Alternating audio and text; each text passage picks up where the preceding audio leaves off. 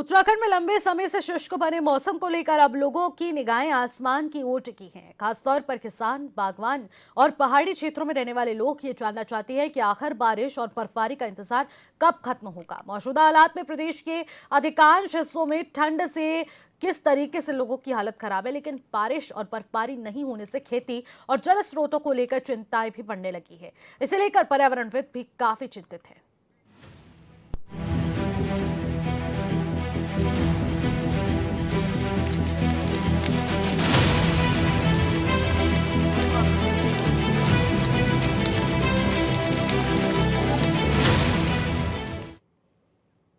शाम के 8 बज चुके हैं और आप देख रहे हैं क्वेश्चन आवर और मैं हूं आपके साथ निशी भाटिया। जनवरी 2026 के मध्य तक उत्तराखंड के हिमालय क्षेत्रों का सूखा रहना पर्यावरणविदों के लिए गहरी चिंता का विषय बन गया है। विशेषज्ञों का मानना है कि ये केवल एक मौसमी घटना नहीं बल्कि एक बड़े पारिस्थितिक संकट का संकेत है। कई वर्षा किस तरीके से होने की जो संभावना लगाई गई थी वो अब की बार नहीं देखने को मिल रही है। जनवरी में भी पहाड़ों में बर्फबारी नहीं हुई है, इसका क्या असर पड़ेगा और ऐसा क्यों हो रहा है, इसे लेकर रिपोर्ट देखिए, फिर करेंगे चर्चा। लेकिन ये बर्फबारी नहीं हुई जिसकी वजह से कुदरत का कहर बरपने लगा है। अभी भी प्रकृति वो संदेश देने की कोशिश कर रही है, चेतावनी जाहिर कर रही है कि आखिरकार इस तरीके से जलवायु परिवर्तन कितना ज्यादा घातक और कितना ज्यादा इंसान के लिए मुश्किलें पैदा करने वाला है। शाम के 8 बज चुके हैं और आप देख रहे हैं क्वेश्चन आवर और मैं हूं आपके साथ निशी भाटिया। जनवरी 2026 के मध्य तक उत्तराखंड के हिमालय क्षेत्रों का सूखा रहना पर्यावरणविदों के लिए गहरी चिंता का विषय बन गया है। विशेषज्ञों का मानना है कि यह केवल एक मौसम घटना नहीं बल्कि एक बड़े पारिस्थितिक संकट का संकेत है। वहीं इस वर्ष के बाद ऐसा पहली बार हुआ है कि जनवरी में भी पहाड़ों में बर्फबारी नहीं हुई। इसका क्या असर पड़ेगा और ऐसा क्यों हो रहा है, इसे लेकर रिपोर्ट देखिए, फिर करेंगे चर्चा। तो उत्तराखंड के पहाड़ों में अब तक नहीं हो रही है बर्फबारी। तो उत्तराखंड के पहाड़ों में जो अभी तक बर्फबारी नहीं हो रही है, कुदरत का ये कैसा संकेत है। प्रदेश में कमजोर होते हुए हमारे ग्लेशियर्स, बर्फबारी के लंबे इंतजार से अब प्रदेश की जनता भी त्रस्त हो चुकी है। अब जिस तरीके से इस साल अब तक ऊंची चोटी बनी उस पर भी बर्फबारी नहीं हो रही है। हिमालय क्षेत्रों में सूखा पड़ना बहुत गंभीर विषय बन चुका है। भोजन की तरह हिमालय ग्लेशियरों के लिए बर्फबारी और अभी तक ये बर्फबारी नहीं हुई है, जिसके चलते अब गहरा संकट यहाँ पर देखने को मिल रहा है। नदियों और जितने भी जल स्रोत है वो पूरी तरह से सूखे पड़ते नजर आ रहे हैं और बर्फबारी और बारिश ना होने के कारण आगे जाकर भी तमाम परेशानियों का सामना इंसान को करना पड़ सकता है। बर्फ ना होने से भी पेयजल संकट पर असर दिखेगा। अब जल विद्युत परियोजना के लिए भी जो लाखों पेड़ काटे जा रहे हैं, जलवायु परिवर्तन के क्या इससे परिणाम साबित हो पाएंगे, क्योंकि बेतरतीबी से जो विकास हो रहा है आखिरकार क्या ये भी एक गंभीर विषय इस बार बन चुका है जलवायु परिवर्तन का। देखिए, पूरी दुनिया में जलवायु परिवर्तन हो रहा है, ये किसी से छिपा नहीं है, लेकिन उत्तराखंड में जिस तरीके से इसका गहरा असर देखने को मिल रहा है ये बहुत सारे सवालों को जन्म देता है कि आखिरकार उत्तराखंड में जो जिस गति से विकास हो रहा है क्या वो इसी का कारण बन चुका है, इसी की परेशानी बन चुका है। क्या बेतरतीबी से हो रहा विकास विनाश की ओर लेता जा रहा है और जलवायु परिवर्तन क्या इसी वजह से हो रहा है। ऐसे बहुत सारे सवाल हैं जो कि आज हम इस चर्चा में करेंगे। हमारे साथ देखिए तमाम मेहमान भी जुड़ेंगे, लेकिन उससे पहले मौसमी घटनाओं के बारे में जानकारी देंगे कि किस तरीके से मौसमी जो घटनाएं हैं वो लगातार बढ़ती जा रही है। देखिए, मौसम परिवर्तन किस तरीके से हो रहा है ये भी बेहद जरूरी हो जाता है। देखिए, विकास एक तरफ होता है लेकिन उसको किस तरीके से संतुलित करते हुए विकास किया जाए वो बेहद ज्यादा जरूरी हो जाता है। लेकिन विकास की आड़ में जो लाखों करोड़ों पेड़ों का कटान हो रहा है, क्या वो जलवायु परिवर्तन पर कितना असर डाल रहे हैं, उस पर भी हम लोग आज चर्चा करेंगे। हम उस सवाल पर भी चर्चा करेंगे, क्या विकास की आड़ में सरकार पर्यावरण को भूल गई है, क्या पर्यावरण को ध्यान में नहीं रखकर सिर्फ विकास किया जा रहा है। ये भी एक बड़ा सवाल है जो सरकार से पूछा जाएगा। लेकिन इसके अलावा भी बहुत सारे सवाल हैं जिन पर चर्चा करनी बेहद जरूरी हो जाती है, क्योंकि जलवायु परिवर्तन एक ऐसी समस्या बन चुका है। एक समय ऐसा था कि दिसंबर आखिरी तक और नए साल पर बर्फबारी हुआ करती थी और उसको देखने के लिए दूर दराज से लोग आया करते थे। लेकिन हमारे पड़ोसी राज्य की बात कर ली जाए, हिमाचल प्रदेश, वहां पर बर्फबारी हुई और सारे पर्यटक हिमाचल प्रदेश की ओर बढ़ते नजर आ रहे हैं। एक तरफ उत्तराखंड में शीतकालीन पर्यटन का किस तरीके से दबदबा बढ़ाया जाए उस पर सरकार फोकस कर रही है। लेकिन शीतकालीन पर्यटन किस तरीके से बढ़ेगा जब बर्फबारी नहीं हो रही है? आखिरकार पर्यटन क्षेत्रों में इस तरीके से कहा जाता था कि ये वो पर्यटन क्षेत्र हैं जहां पर उनको केंद्रित किया गया था, जिनको चुना गया था कि यहाँ पर बर्फबारी हुआ करती थी और यहाँ पर बहुत सारी परियोजनाओं पर काम किया जा रहा है जिससे शीतकालीन पर्यटन को बढ़ावा दिया जाए। लेकिन अब वो भी धीरे धीरे कम होती नजर आ रही है। जिन जगहों को कहा जाता था कि यहाँ बर्फबारी हुआ करती थी, अब वहाँ बर्फबारी ना के बराबर हो रही है। बात ओम पर्वत की कर ली जाए तो ओम पर्वत ऊंचाई पर स्थित है और उसके बावजूद भी वहां पर बर्फ का नामो निशान नहीं है। और इतनी बड़ी चिंता की बात जो इस वक्त निकल कर ये आ रही है कि एक समय ऐसा था कि वो बर्फ से ढका रहता था और ओम पर्वत की आज जो स्थिति है वो ये है कि जो स्नो है वो ब्लैक आइस में कन्वर्ट हो चुकी है। वहां पर भी बर्फबारी का नामो निशान नहीं है। तो इस तरीके से प्रकृति हमें संदेश देने की कोशिश कर रही है कि अभी भी सतर्क हो जाओ, अभी भी जाग जाओ कि कितना बड़ा विनाश होने जा रहा है। लेकिन इसके बावजूद क्या सरकार इस ओर ध्यान केंद्रित कर रही है? AQI लेवल लगातार बढ़ता जा रहा है। AQI के बढ़ने की वजह से भी हमारे प्रदेश में जो दूषित पर्यावरण है वो यहाँ पर जन्म ले रहा है, जिस वजह से लोगों को भी तमाम दिक्कतों का सामना करना पड़ रहा है। एक शुद्ध हवा के वातावरण में जीने वाले व्यक्ति जब दूषित हवा के बीच बैठते हैं तो ऐसे में तमाम बीमारियां यहाँ पर जन्म ले रही हैं, जिस वजह से लोगों को सांस लेने में भी तमाम दिक्कतों का सामना करना पड़ रहा है। लेकिन अब कितना ज्यादा जरूरी हो जाता है, कितना ज्यादा अहम हो जाता है कि अब पहाड़ों को बचाना हमारी जिम्मेदारी है, इस जलवायु परिवर्तन को बचाना हमारी जिम्मेदारी है, इस जलवायु परिवर्तन को ना होने देना ये भी हमारी जिम्मेदारी बन जाती है। और इसका संरक्षण कैसे किया जाएगा, आज हम इस विषय पर चर्चा करने जा रहे हैं। हमारे साथ तमाम मेहमान जुड़ चुके हैं, सीधे आपकी मुलाकात कराते हैं। हमारे साथ कुंवर जपेंद्र जी जो कि भारतीय जनता पार्टी के प्रवक्ता हैं, वो भी इस वक्त वर्चुअली जुड़ चुके हैं। अभिषेक भंडारी हैं कांग्रेस पार्टी के नेता, वो भी हमारे साथ इस वक्त स्टूडियो से जुड़ चुके हैं। अंकेश भंडारी यूकेटी प्रवक्ता स्टूडियो से जुड़ चुके हैं। प्रेम पंचोली जो कि वरिष्ठ पत्रकार हैं वो भी हमारे साथ स्टूडियो से जुड़ चुके हैं। त्रिलोक चंदसोनी जी जो कि पर्यावरणविद हैं वो भी इस वक्त हमारे साथ स्टूडियो से जुड़ चुके हैं। आप सभी का मैं स्वागत करना चाहूंगी और चर्चा की शुरुआत त्रिलोक चंद जी मैं आपसे करना चाहूंगी। देखिए आज 15 जनवरी हो गई है, महीना खत्म होने को है, बारिश बर्फबारी का कोई नामो निशान नहीं है और उसके बावजूद आखिरकार जलवायु परिवर्तन पर हम जब चर्चा कर रहे हैं तो आखिरकार हम क्या चर्चा कर रहे हैं, क्या हो रहा है हमारे प्रदेश के साथ? नमस्कार, जय मेरे पहाड़ उत्तराखंड। निशि जी ठीक कह रही हैं आप कि उत्तराखंड के पर्वतीय अंचलों में इस समय लगातार बर्फबारी हुआ करती थी। हमारे पहाड़ों में जो हमारे माता पिता जी थे, हमारा दादी दादी थे, वो कहते थे भाई जून का महीने जैसे ही आएगा तो बहुत ज़्यादा ठंड, गाने भी बने हुए हैं। लेकिन वर्तमान परिस्थितियों को हम देख रहे हैं, निश्चित तरीके से बिल्कुल परिवर्तन आ गया। जब बारिश न होनी चाहिए थी, जब बर्फबारी न होना चाहिए था, तो ये बिल्कुल नहीं हो रहा है। ये बहुत बड़ा चिंता का विषय है निशि जी। मैं ये कहना चाहूँगा कि सबसे पहले तो जो बादल बनने चाहिए थे, बादलों का निर्माण होना चाहिए था, वो बादल बन नहीं पा रहे हैं हिमालय में। कारण क्या है कि जो पेड़ पौधे हैं, आपने देखा जैसे गर्मी पड़ी तो वाष्पीकरण होता है, उस वाष्पीकरण के कारण कहीं ना कहीं बादल बनते हैं। दूसरी चीज आपने देखा होगा जो घना जंगल होता है हमारा, उन घने जंगलों के ऊपर भी जो है बादल बनते हैं।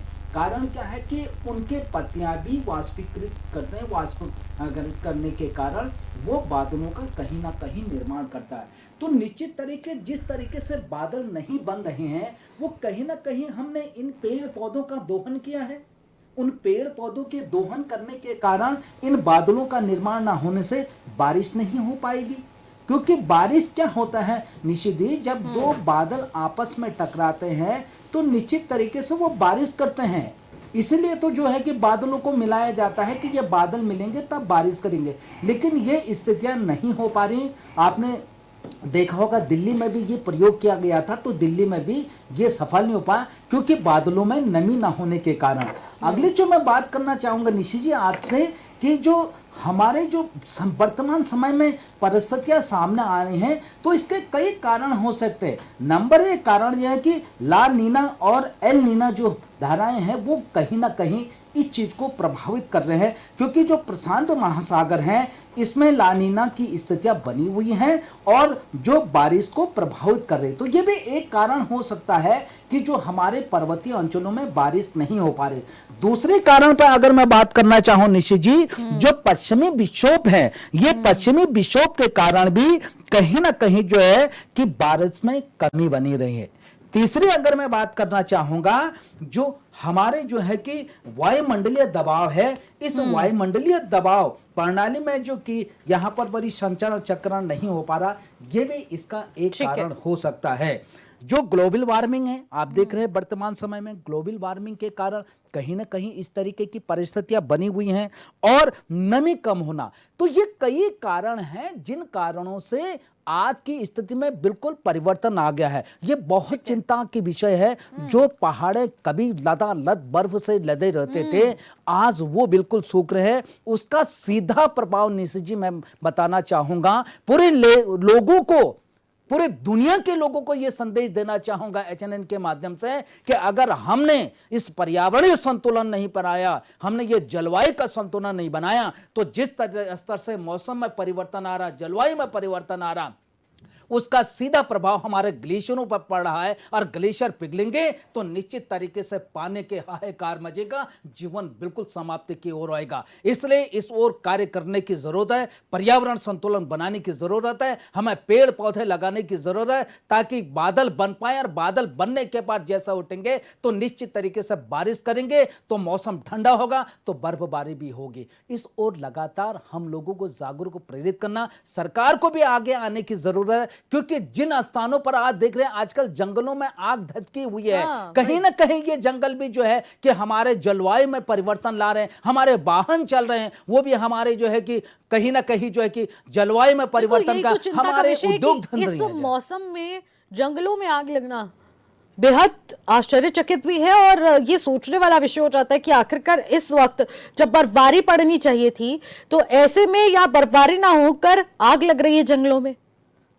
बिल्कुल बिल्कुल सही कह रहे हैं निशिति। आज का स्थितियां ऐसे बन गए, कहीं ना कहीं क्या हो गई, ये घटनाएं जो हमारे सामने, जो वन्य जीव संघर्ष की घटनाएं भी कहीं ना कहीं इसके कारण रहे हैं। लोग ये भी मान रहे हैं इसमें, अगर हम जंगलों में आग लगाएंगे, जो बाघ घरों की ओर आएगा वो कहीं ना कहीं ऊपर जाएगा। तो ये ठीक विपरीत हो रहा है इसका। इससे दो कारण हो रहे हैं। एक कारण तो क्या आ रहा है कि जलवायु में परिवर्तन आ रहा है, हमारा वातावरण दूषित हो रहा है।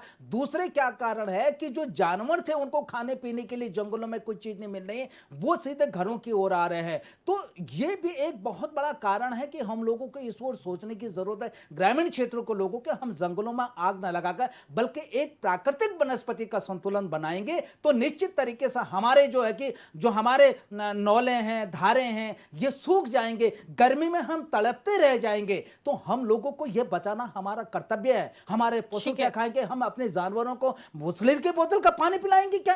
क्या ऐसी स्थितियां हम पैदा करने चाहेंगे पर्वतीय अंचलों में जहां पानी के नाले गदेरे पूरे बहते हैं? तो बहुत ही चिंताजनक की बात है कि यह घटनाएं बिल्कुल नहीं होना चाहिए, जिसका खामियाजा हम तो भुगत रहे हैं। हमारे आने वाले पीढ़ी के लिए वो जीवन सुधारना बहुत कष्टदायक होगा। एनवायरनमेंट को सस्टेन करने की इस वक्त बेहद जरूरत है और अगर सस्टेन नहीं किया गया तो बहुत सारी परेशानियां ऐसी खड़ी हो जाएंगी जो कि आगे आने वाले भविष्य में हमारी पीढ़ियों को झेलनी पड़ेगी। और जिस वजह से बहुत ज्यादा, क्योंकि अभी से ही हम लोगों के साथ ही इस तरीके का जिसे कहेंगे परिवर्तन हमारी लाइफस्टाइल में देखने को मिल रहा है, आगे जाकर जो आने वाली जनरेशन है उन पर कितना गहरा असर पड़ेगा, ये भी बहुत ज्यादा चिंतित विषय हो जाता है। क्योंकि हमारे को एनवायरनमेंट सस्टेन करके उनके लिए भी बचाने की बेहद जरूरत है और इस पर्यावरण को बचाना ही हमारी जिम्मेदारी है। जितने ज्यादा पेड़ लगेंगे उतना ज्यादा हमारी प्रकृति का संरक्षण होगा। कुंवर जपेंद्र जी हमारे साथ हैं। जपेंद्र जी, जानना चाहूंगी क्या वजह मान रहे हैं आप कि जलवायु परिवर्तन देखने को मिल रहा है, तेजी से परिवर्तन ये बढ़ रहा है, AQI का लेवल कहां तक पहुंच चुका है और उसके बाद जब बर्फबारी होनी चाहिए उस समय आग लग रही है पहाड़ों में, जंगलों में? जी, अभी विस्तार से इस पर आपने भी सुना, हमने भी सुना, और आज केवल उत्तराखंड या भारतवर्ष ही नहीं, पूरा विश्व आज मेजर ग्लोबल वार्मिंग, अपने जलवायु परिवर्तन के दौर से गुजर रहा है। और ये उसका असर हमारे उत्तराखंड में भी पड़ा है। और ये बहुत आश्चर्यजनक स्थिति है कि जब बर्फबारी के टाइम पे जंगलों में सड़े आग लग रही है और उस आग को बुझाने में पूरी तरह से प्रशासनिक अमला और वन विभाग अपना पूरी ऊर्जा उसकी उसमें लग रही है, तो ये अपने आप में चिंतित करने वाले विषय हैं। और उसमें हम लोगों को खुद भी जागरूक होना है, गांव के लोगों को भी, जो जंगलों के साथ गांव बसे हुए हैं, उनकी भी जागरूकता बहुत महत्व। सरकारी स्तर पे या विभागों के स्तर से जो भी यत्न होने हैं वो हमेशा से पूरे किए जाते हैं और बढ़ चढ़कर उन चीजों को कंट्रोल करने का प्रयास किया जाता है और कंट्रोल होते भी हैं। लेकिन जिस तरह से जलवायु का परिवर्तन एक बहुत बड़ी चिंता का विषय है, तो ये संपूर्ण विश्व की सरकारों, राज्यों और देशों के लिए है। सामाजिक साइंटिस्ट काफी उस पर रिसर्च भी चल रही है और इन चीजों से भविष्य में इन आपदाओं से या ग्लोबल वार्मिंग और जलवायु परिवर्तन की स्थितियों से कैसे निपटा जाए और इनका कुछ भी विपरीत असर ना पड़े हमारे देशवासियों पे, राज्यवासियों पे, उस दिशा में बहुत काम हो रहा है। और आगे भी यही संभावना है कि इन चीजों से निपटने के लिए गवर्नमेंट के लेवल पे जितना संभव हो सकता है उतनी सहायता और ठीक है। उतने उपकरण मुहैया कराए जाए। ठीक है जपेंद्र जी, ये भी देखने वाला विषय रहेगा सरकार की तरफ से क्या कुछ कोशिशें की जा रही हैं जिस वजह से इस जलवायु परिवर्तन को रोका जा सके। इस विषय पर मैं आऊंगी और विस्तृत जानकारी भी आपसे लूंगी कि सरकार के पास क्या कुछ ठोस योजना है कि प्रकृति का संरक्षण भी हो और एक तरफ विकास भी हो और संतुलित तरीके से विकास हो। अभिषेक जी, आपसे जानना चाहूंगी कि आप क्या सोच रहे हैं कि पहले का जो मौसम था और अब का मौसम इतना ज्यादा परिवर्तन आ चुका है, अगर कांग्रेस के दृष्टिकोण से जानना चाहूं तो क्या ये परिवर्तन की वजहें हैं, क्या वो कारण है इसके पीछे? धन्यवाद निशी जी। एचएनएन ने एक बड़ा मार्मिक और विभत्सकारी जो मुद्दा, संवेदनशील मुद्दा है कि पहले तो उत्तराखंड में ग्लोबल वार्मिंग हम चपेट में है। आपने अभी बात करी कि पड़ोसी हिमालयी राज्य है हमारा हिमाचल, वहाँ की स्थितियाँ अलग हुई हैं। यहाँ पे दिसंबर के महीने में बर्फबारी नहीं हुई और वहाँ हुई है, थोड़ा बहुत फर्क है। लेकिन इसके लिए ऐसा मैं ये भी नहीं बोलना चाहूँगा कि भाई पूरी तरह से सरकारें ही दोषी हैं या हम ही दोषी हैं। पूरे विश्व में ग्लोबल वार्मिंग का जो बात करी अभी भाजपा के विद्वान प्रवक्ता हैं जपेंद्र जी, लेकिन अभी हमारे देश में कुछ समय पहले AQI लेवल, अभी आप ये मान के चलिए AQI लेवल क्या होता है। AQI लेवल हमारा उत्तराखंड में कितना होना चाहिए, हम AQI लेवल को कंट्रोल क्यों नहीं कर पा रहे। और विश्व में AQI लेवल मुझे नहीं लगता है कि किसी भी देश में, बहुत कम देश हैं जिनमें AQI लेवल 100 से ऊपर होगा, लेकिन उत्तराखंड में भी आज 250 से ऊपर AQI लेवल है और दिल्ली में तो 600-700 से ऊपर होगा। दिल्ली सरकार ने AQI लेवल नापने के लिए वहाँ पे 500 का लिमिट रखी हुई है, उससे ऊपर आप नाप नहीं सकते। लेकिन लोगों ने अपने प्राइवेट मीटर रखे हुए हैं, मशीनें रखी हुई हैं जिससे आप AQI लेवल नाप सकते हैं। लेकिन हमारी नाप के और आपके नापने से क्या हो जाएगा, इसमें सरकारों को संवेदनशील होना पड़ेगा। अभी कुछ समय पहले की बात है, धराली आपदा, 2013 में केदारनाथ आपदा हमारा प्रदेश देख चुका है। क्यों आ रही हैं ये आपदाएं? अभी 1-1.5 महीने पहले लोकसभा में तेलंगाना की एक सांसद हैं, जब उन्होंने बताया कि उत्तराखंड के उत्तरकाशी के बिल्कुल हाई लेवल पे देवदार की जो पेड़ हैं उनको काटने की संस्तुति मिल रही है। तो आप बताइए, देवदार जहां पे जरूरी होगा, लेकिन आप बताइए देवदार जैसे पेड़ को अगर आप काटेंगे और आप बोलेंगे विकास की तरफ चल गए, तो ये कैसा विकास है और कैसा विनाश। जोशीमठ में अभी चंद रोज पहले आग लगने की घटना सामने आई। एक हिमालय इतने नजदीक, बद्रीनाथ जी के नजदीक, जहां बर्फबारी होती है, नवंबर, दिसंबर, जनवरी में सैलानी आते हैं, लेकिन इस समय एक बूंद तक बारिश नहीं है। हम किस जगह जा रहे हैं? हमारे यहाँ पे जल विद्युत परियोजनाएं बेतहाशा बनी हैं। इसमें क्या जितने पेड़ कटे उनके एवज में कोई पेड़ लगे? उत्तराखंड या देश में आपका ध्यान एक और आकर्षित करना चाहूंगा मैं। हमारी जितने मोटर वाहन चलते हैं, इसमें कुछ समय पहले डीजल, पेट्रोल या इलेक्ट्रिक जो चलते होंगे, अब इसमें कंपलसरी है कि एथेनॉल डाला जाएगा। एथेनॉल जब डाला जाएगा तो एथेनॉल से वाहनों की जो लाइफ है वो भी खत्म होगी, क्योंकि उसके इंजन जो पार्ट्स हैं वो खत्म हो जाते हैं। तो जब ये सोचिए कि एक वाहन खत्म होने की कगार पे है, तो हमारे प्रकृति पे उसका कितना असर हो रहा होगा उस एथेनॉल से। बिल्कुल, प्रकृति पर असर छोटी छोटी चीजों को अगर ध्यान में रखा जाए तो उससे भी बहुत ज्यादा प्रकृति में बहुत फर्क देखने को कुछ मिलता समय है। पहले से मैं ऐसा नहीं बोलना चाह रहा हूं कि कुल सरकारों की बात कर रहा हूं मैं, लेकिन हर सरकार को, जब 2014 में मोदी जी पहली बार आए थे सरकार में, पहली सत्ता आई थी भाजपा की, मोदी जी प्रधानमंत्री बने, तो उस समय नमामि गंगे प्रोजेक्ट बनाया था। तो नमामि गंगे प्रोजेक्ट ये था कि आप गंगा को स्वच्छ करेंगे, जितने भी इनसे रिलेटेड नदियां हैं उनको स्वच्छ करेंगे और उनके कुछ मीटर दायरे में पेड़ लगाए जाएंगे। उसके अलावा आपने कई जगह, जैसे अभी कुछ साल पहले हमारे यहाँ ये रिस्पना नदी होती थी, इसमें ऋषिपर्णा करके आपने एक प्रोजेक्ट बनाया था कि इसमें हर साल इतने पेड़ लगने चाहिए। चलो, पेड़ लगाने का काम शुरू हुआ, क्या उसमें से 1%, 2% या 10% पेड़ सुरक्षित रह पाया?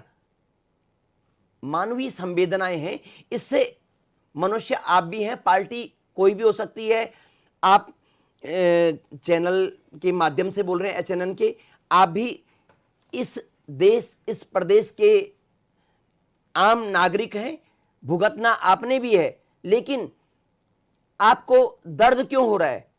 अभी कुछ समय पहले से हमारे यहां पे बेतहाशा पेड़ काटे जा रहे हैं।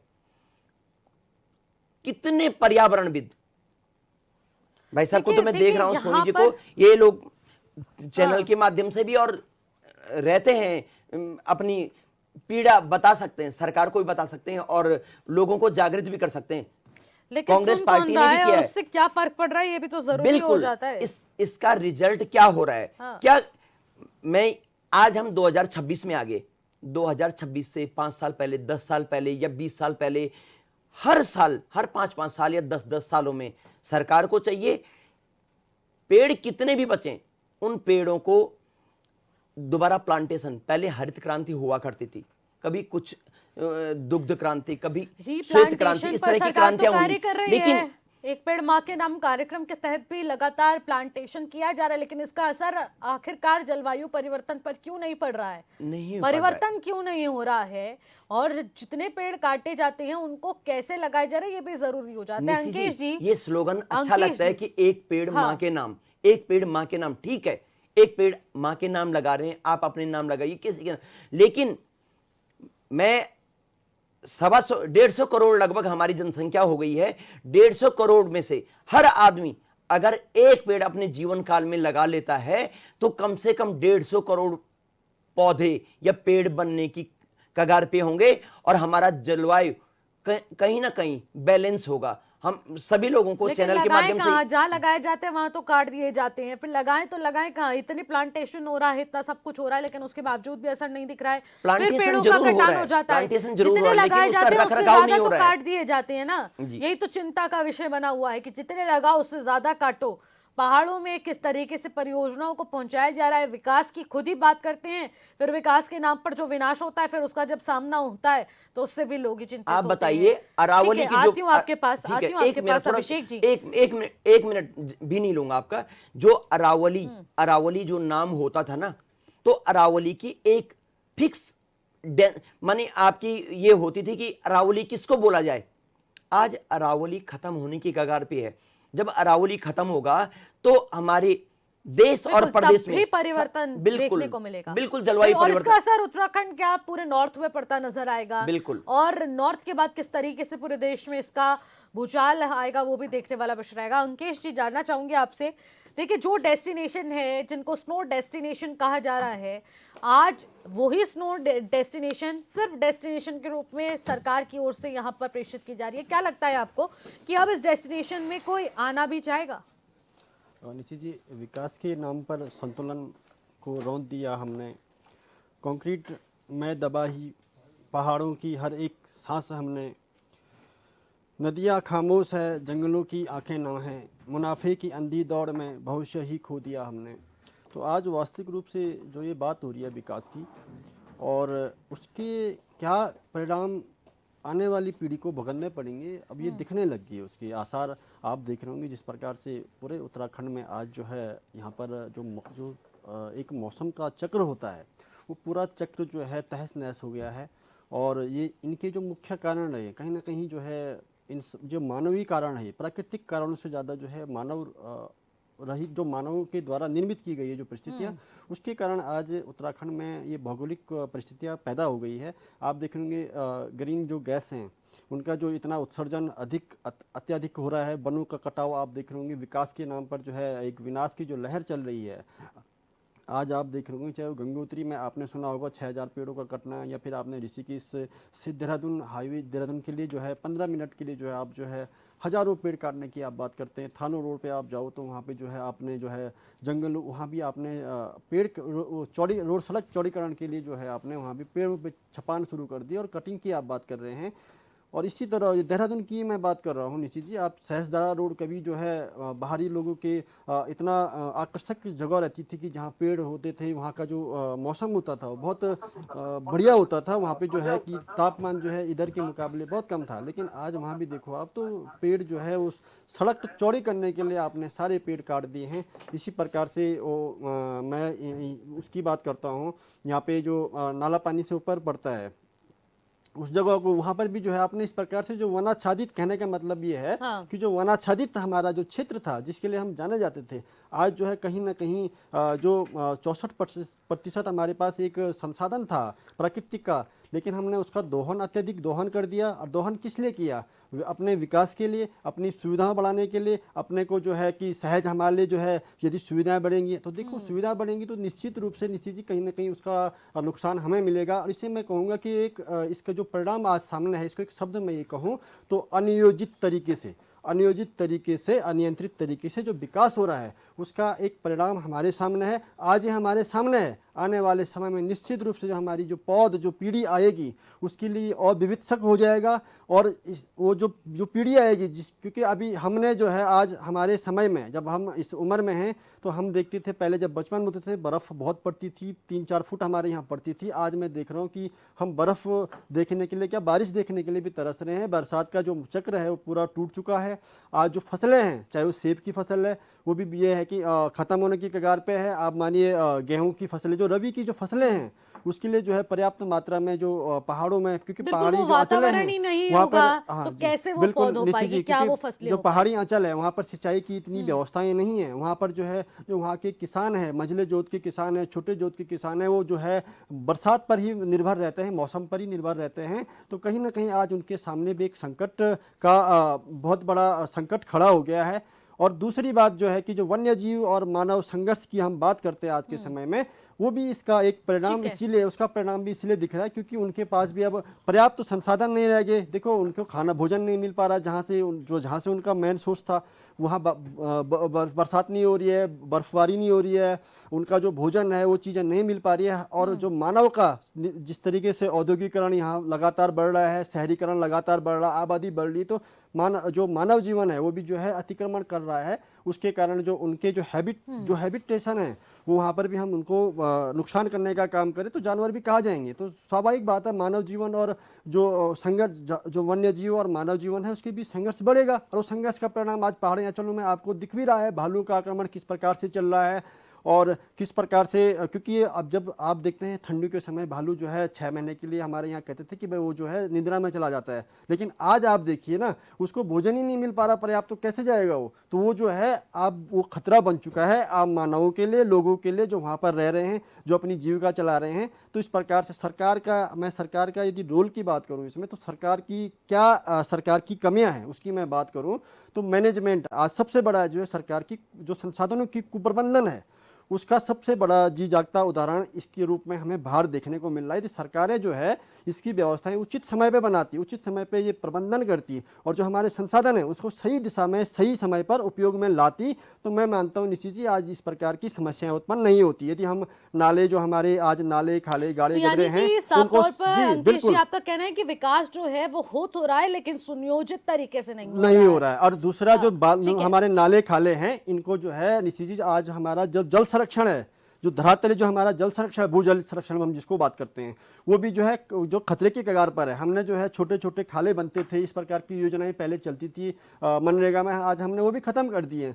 हमने जो है छोटे छोटे जो लोग जंगलों में उस समय यानी कि कहा जा सकता है इसका असर अब पूरी तरह से परिवर्तन पर पड़ा है और उत्तराखंड के जैसे कहेंगे पर्यावरण पर तो खास तौर पर देखने आने को वाले मिला है। समय में ठीक है यदि अंकेश। बर्फ कम होगी तो निश्चित रूप से नदियों का जो पानी है उसका जलस्तर घटेगा। ठीक है, बिल्कुल अंकेश जी, देखिए बहुत सारे कारण है, देखिए हम लगातार इसी पर चर्चा कर रहे हैं और ये चर्चा बड़ी भी है और ये चर्चा जरूरी भी है क्योंकि हम एक एक पॉइंट्स पर पहुंचने की कोशिश कर रहे हैं कि आखिरकार सबके पॉइंट ऑफ व्यू क्या है और आखिरकार क्या वो कारण बन रहे हैं जो कि जलवायु परिवर्तन पे गंभीर चिंता व्यक्त कर रहे हैं और इससे किस तरीके से बचा जाए। लगातार हम लोग इस विषय पर चर्चा कर रहे हैं, लेकिन पंचोली जी, सरकार विकास की बात करती है और अगर देख लिया जाए जलवायु परिवर्तन तो एक कारण ये भी निकल कर सामने आता है कि पहाड़ों तक विकास जो पहुंचाया जा रहा है, लोगों का पहाड़ों की ओर रुख होना, पर्यटन को बढ़ावा दे रहे हैं जो अच्छी बात है, राजस्व की प्राप्ति होगी, एक तरफ सरकार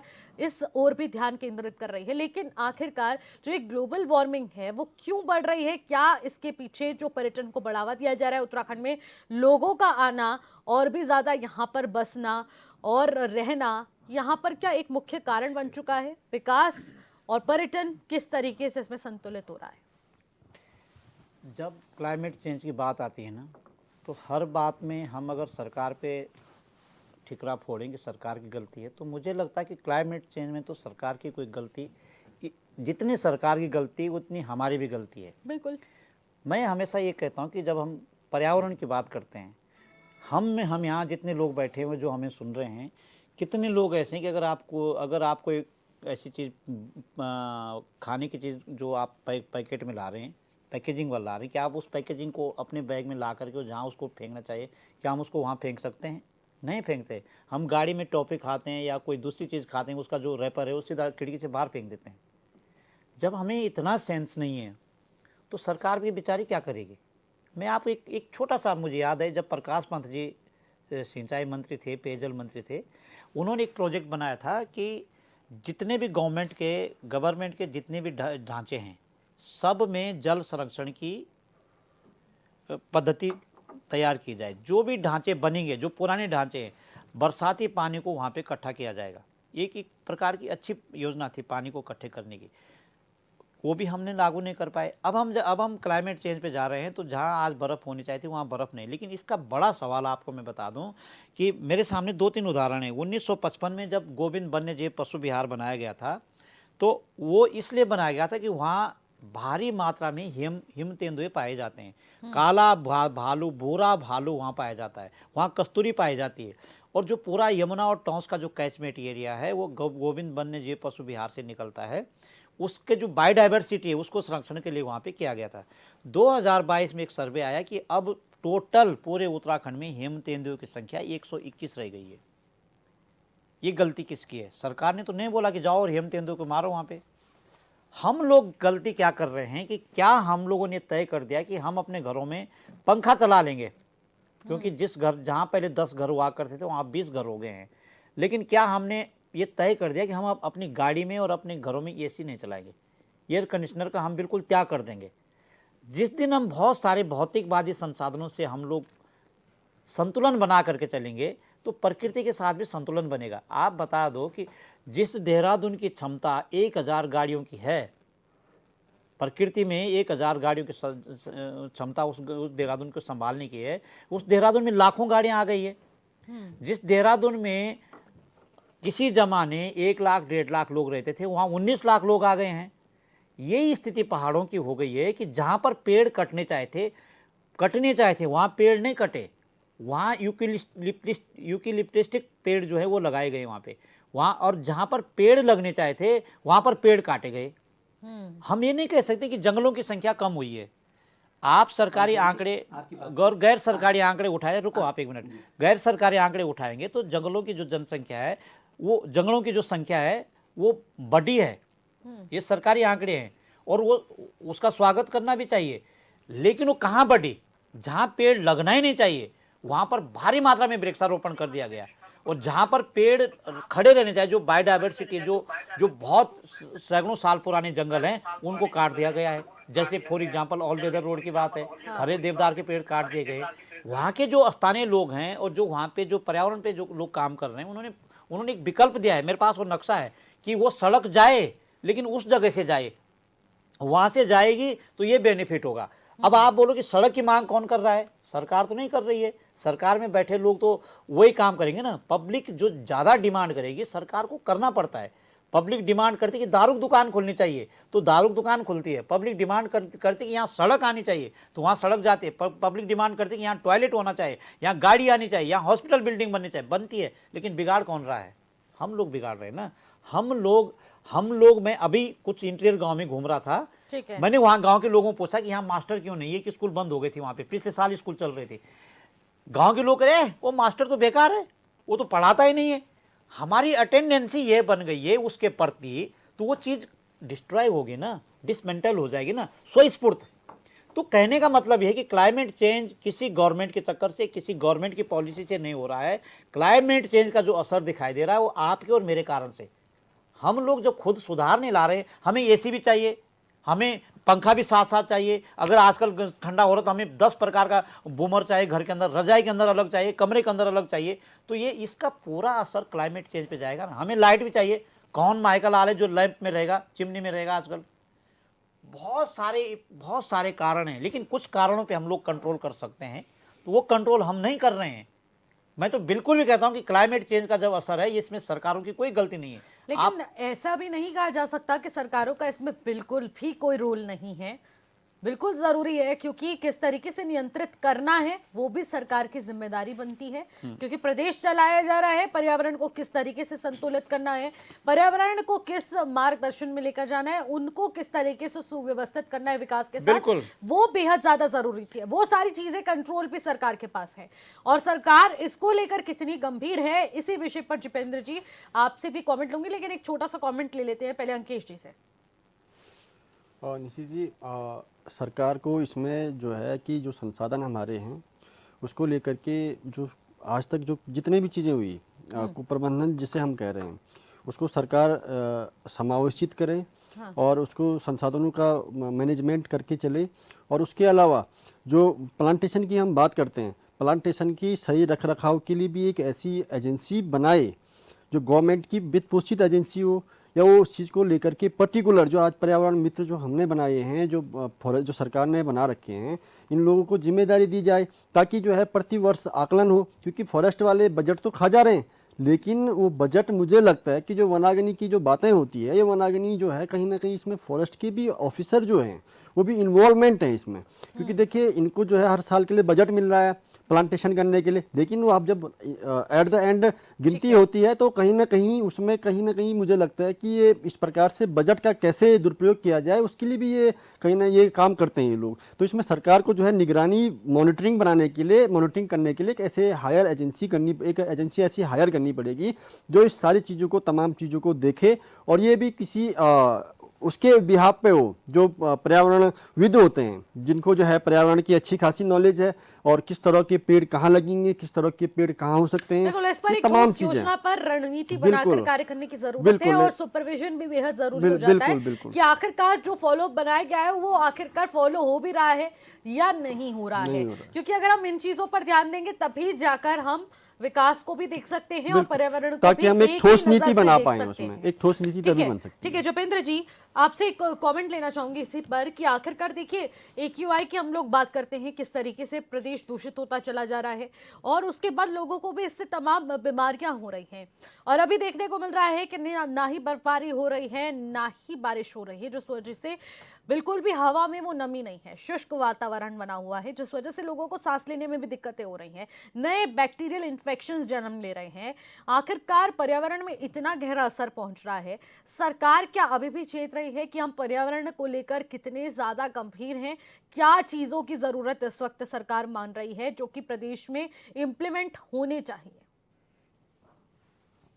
देखिए, पर्यावरण का बदलाव एक बहुत ही संवेदनशील मुद्दा है और उत्तराखंड जैसे राज्य के लिए ये इसलिए भी महत्वपूर्ण हो जाता है कि हमारा प्रदेश 70% से ज्यादा फॉरेस्ट्री से घिरा हुआ है और पर्यावरण संरक्षण की दृष्टि से हमेशा ही भारतीय जनता पार्टी की सरकार ने बहुत बेहतर कदम उठाए। कहीं पे बजट का मिसयूज ना हो, फॉरेस्ट डिपार्टमेंट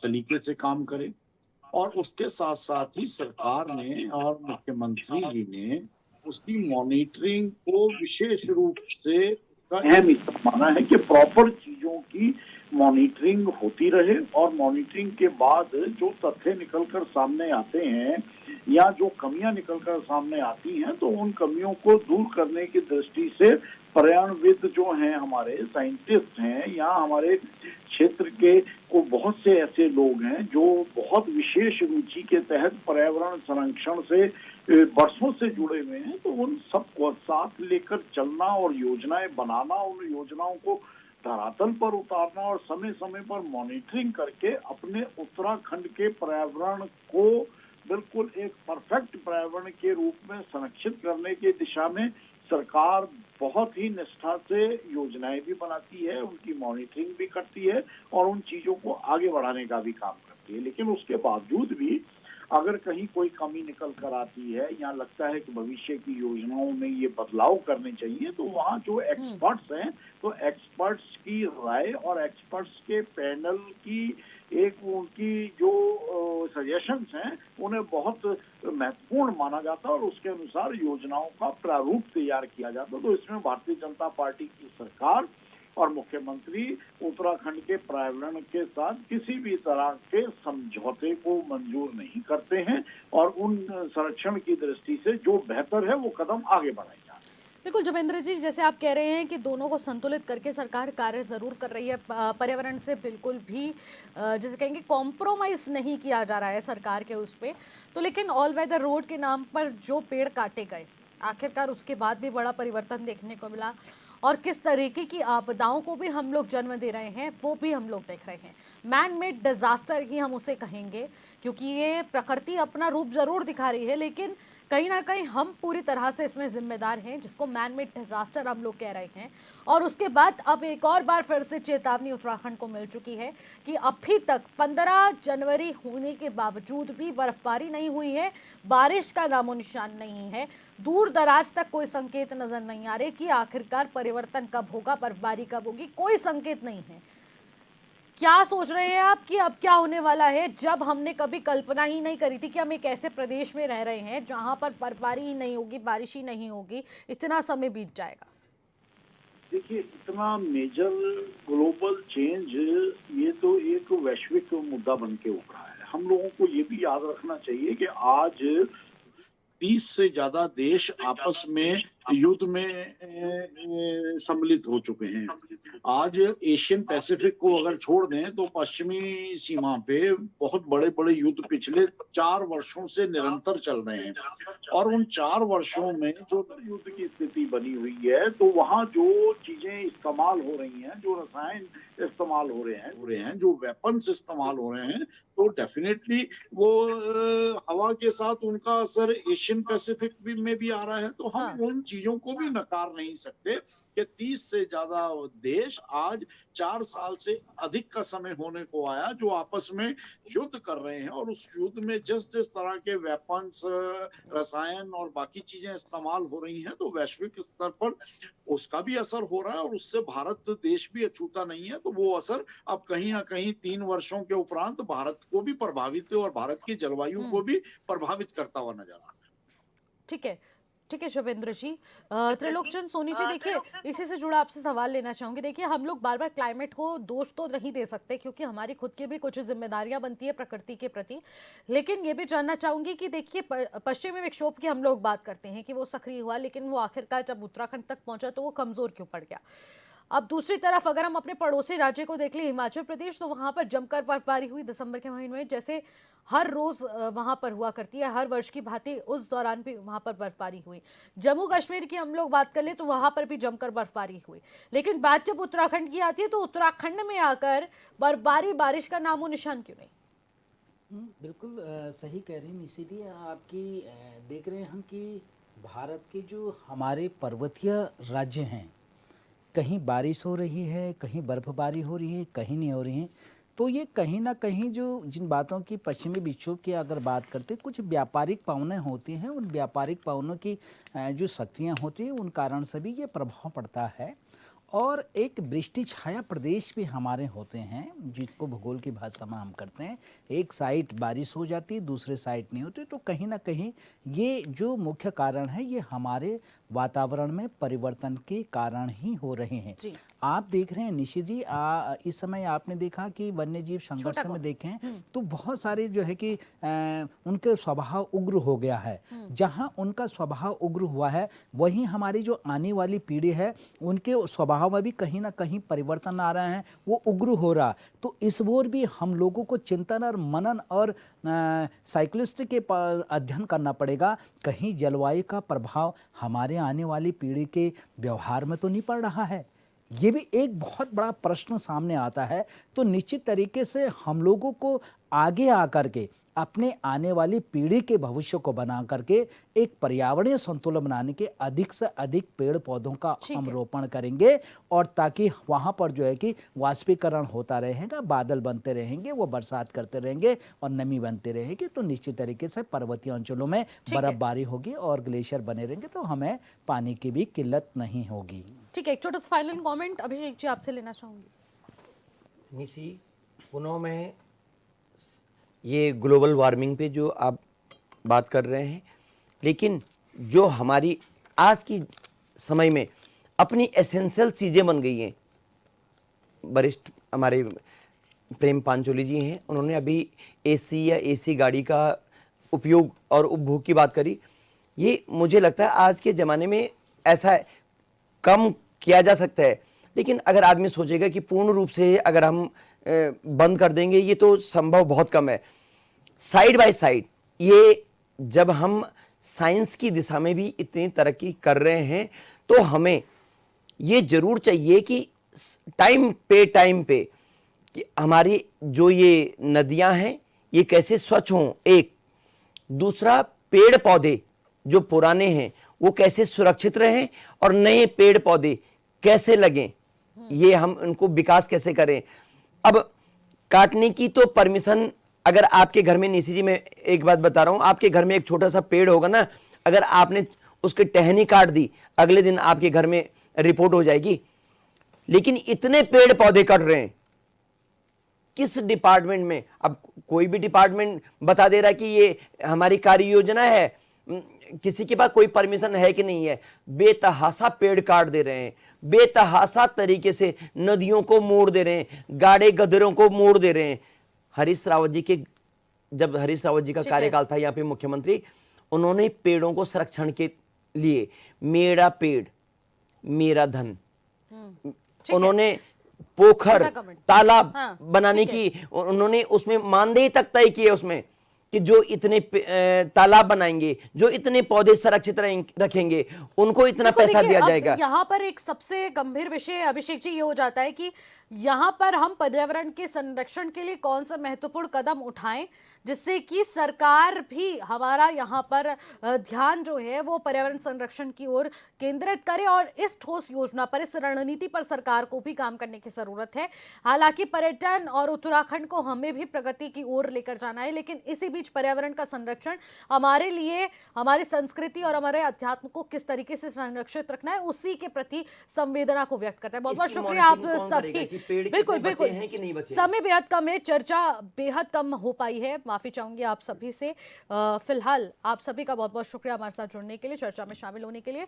तो देखिए, कुदरत का ये कैसा संकेत है जो कि जलवायु परिवर्तन के जरिए हम लोगों को देखने को मिल रहा है, लेकिन इसके बीच आखिरकार सरकार अब क्या महत्वपूर्ण कदम उठाने वाली है, क्या रणनीति पर काम करने वाली है जिससे कि उत्तराखंड की प्रकृति को बचाया जाए, यहाँ की जलवायु को परिवर्तित ना होने दिया जाए। फिलहाल मुझे दीजिएगा इजाजत, नमस्कार।